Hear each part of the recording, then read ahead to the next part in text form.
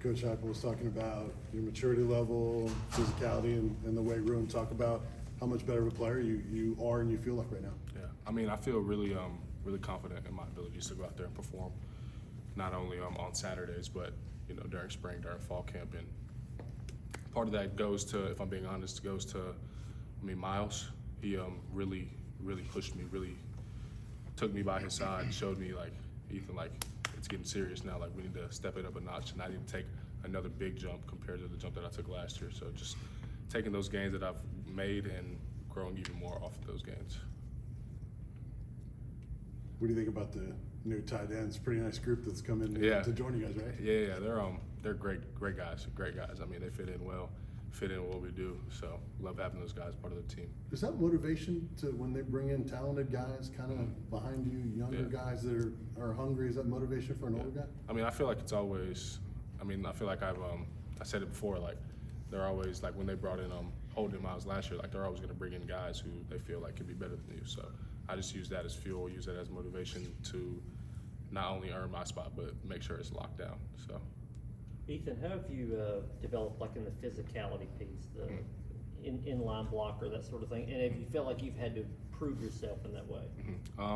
It really was more of a personal challenge for me. I felt like I put on the weight, but the strength wasn't really there. And so now it's been more so focused on, all right, like you have the weight, now make this weight strength, make it stronger, so you're able to hold your own in the box, in the core, and stuff like that. So it's really been a main focal point of mine, just to honestly focus like all my extra work that I'm doing, all the stuff that I'm doing outside like the facility, just focusing on like in the box work, hands, feet, hat placement, all that kind of stuff. So. Do you feel like that kept you off the field some last season? I mean, absolutely. I mean, I felt like in line mostly was my weakest point. So that's really been where I've tried to really dial in and put all the details into that spot right there, because I feel like off the ball, like I felt like I was able to hold my own, running inserts and counters and stuff like that. And so just really inline stuff was what my main focus was. So I felt like now that I kind of got that figured out, just make sure everything's perfect.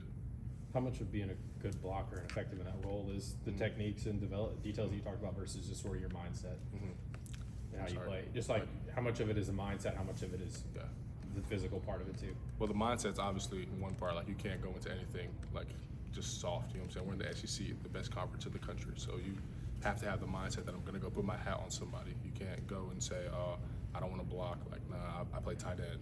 Blocking is a part of being a tight end. So the mindset is obviously first, but technique, all that kind of stuff, like that is probably, they're kind of even. You know what I'm saying? Because you can go with the mindset, but if your technique's off, it won't really do anything. For you and the mindset part of it, how much have you grown just from high school? You played basketball for a long time. How much have you sort of just grown in that department? Yeah, I mean, I've always had the mindset. I'm a man. You know what I'm saying? I'm never gonna fear another man across from me. The only man I fear is the man above. So, just being able to not really be scared to put my face on somebody and pad up. You know what I'm saying? What was your reaction when you found out that Miles would be back? Because obviously he thought he was only going to be here 1 year, and then he sort of got the ruling came down. He came back. What was your sort of reaction to seeing him get another chance? Let's go to work.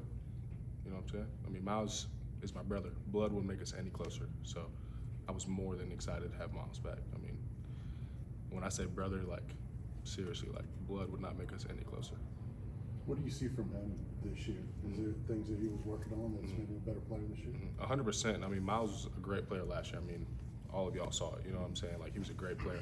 And just taking the things that he wasn't as good at and just making sure that those are the things that he's working on, just the little details and the things that he can do, whether it's hands, whether it's in the route, just really focusing on those little details that nobody really notices except for him. He got engaged over spring break. He did. Did you know that was coming? I did, yeah. So I actually texted him on Saturday before he had proposed and called him, tried to see how it went. So he declined my call because I didn't want to ruin the surprise. So, yeah. The physicality piece, what have you been able to take from Miles to apply to your game? I mean, Miles is probably the most physical tight end I've been around since I've been here. Just seeing him and how he works and how he approaches it. I mean, you're gonna get hurt. It's not gonna feel good, but you have a choice, you know what I'm saying? But if you make that choice to not really be as physical, I mean, y'all saw the result, you know what I'm saying? It won't really get you anywhere. You have to put your face on somebody, you can't be scared to hit. And so Miles is, I've never seen Miles be scared to hit anyone. You know what I'm saying? Hey, what's an accountability minute or moment with Nico like when he's either correcting or teaching or leading when he has those opportunities? I mean, I feel like it's kind of the same as anybody else would hold somebody accountable. You know what I'm saying? Like, I need you to do this. All right, I got you. You know what I'm saying? Like, Nico's my brother, so I'm not gonna take it as disrespect. I know he got love for me, I got love for him, so it's coming from love. So I just take the accountability part from him, and if he's holding me accountable, because I know that if I were to go up to him and hold him accountable, then he would react the same way. Do you see more of it, or is it more natural for him now, you think? 100%, 100%. As a, you know, when you're in your second year of college, you're not really an old guy yet, you know what I'm saying? So there's still things that you're not necessarily afraid to do, but you're just not as comfortable doing, you know what I'm saying? But now this is our third year being here, you know what I'm saying? So there's things that just, like, we've been here, like, the respect is there, so it's just kind of like second nature, you know what I mean? So. But the basketball teams are in the Sweet 16, so who do you think the best basketball player on the football team is? Me, for sure. It's not even a question.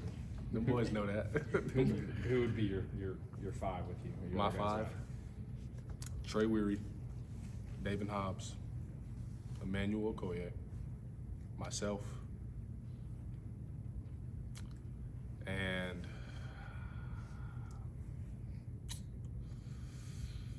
let me think.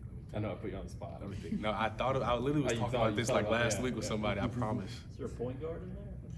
Yeah, like Trey would be the point Trey guard. would, Trey okay. would be the point guard. I don't know. We need a sharpshooter at too. Probably like Josh Turbyville.